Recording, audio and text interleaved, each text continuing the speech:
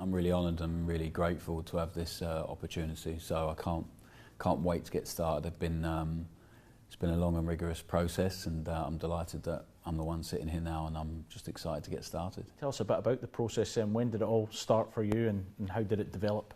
It's been ongoing for a few weeks really, so I wouldn't expect anything else to get the opportunity to manage this football club.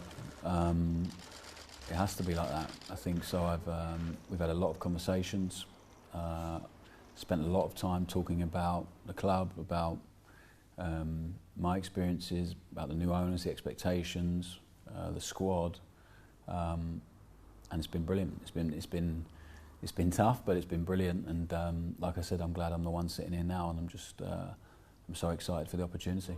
Is it a good time to be coming in with the new owners, this new structure in place as well?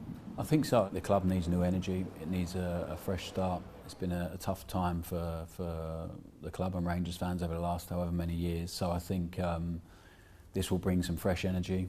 It will bring some stability, and it will bring, hopefully, a really exciting team on the pitch. Ultimately, that's the end product, and that's what we all want, and a team that wins and wins in a certain way, and with a culture and an environment that we all feel really aligned with and proud of.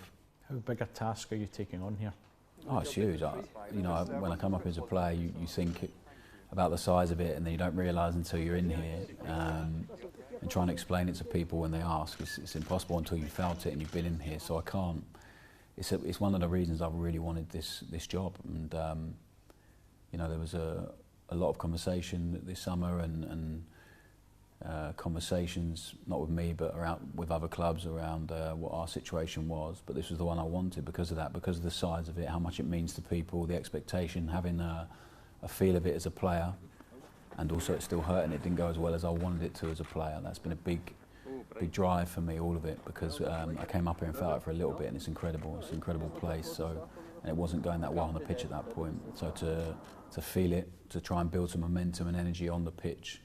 I think if we can get that going, it'll be so powerful, and it'll be brilliant. Back then there was a bit of turmoil. That was a Rangers team that finished third in the league. What does success look like for you this season then?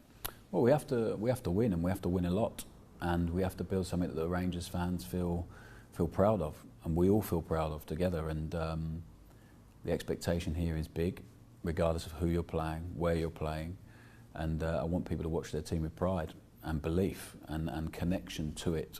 And I think there's core values here that the supporters want to see in terms of passion, desire, intensity, courage, and I'm really looking forward to coaching the team full of that. How do you try and topple when, for example, Celtic is the champion club at the minute, and how big a task is that going to be, given that they've won the last 4 titles? Well, I've not been working up here, so I've watched lots of games. But I just want us to keep improving and be the best version of ourselves we can be. And if we bring that, I think history shows you that when Rangers is performing and has momentum and energy with a team with clarity and belief, it can lead to anything and to big success. And that's what I want. That's why I'm here. I want to be here to win things and to feel that here. And I hope we can do that. Patience rarely exists in Glasgow, so how do you try and balance off short-term aims and making sure you're successful right away in terms of just winning games, but also putting the building blocks in place along with the other people at the club for the long term? Yeah, I'm not sure patience exists in football, not just in Glasgow. So I'm aware of that, and we had to win in our previous job whilst building with a lot of change. I think we started the pre-season at Southampton with 32 players and 19 left, and we had to win to convince the players it was worth embarking on that journey, to convince the supporters it would be entertaining and enjoyable for them, and that they could win in doing it in that way. And we're going to have to do the same here. A lot's been made about your style. I think maybe in a way it's grown arms and legs. From your point of view, what do you expect your team to look like, and what can the Rangers fans expect? To play with courage and aggression and intensity with the ball and without it, because you can't have one without the other. The playing style was never an issue really until we got to the Premier League, and then we had a lot of people who hadn't watched the previous season, the previous 4 seasons before that, when we were a coaching staff at different clubs, and then it became a big issue for people that hadn't really seen it or didn't really understand why we embarked on it. and I spent too much of my time talking about that.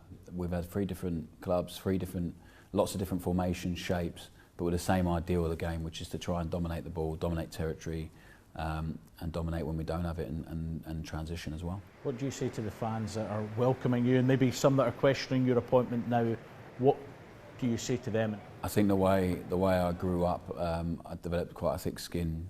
My whole career as a player was built on proving people wrong, and probably proving my own limiting beliefs wrong very early on.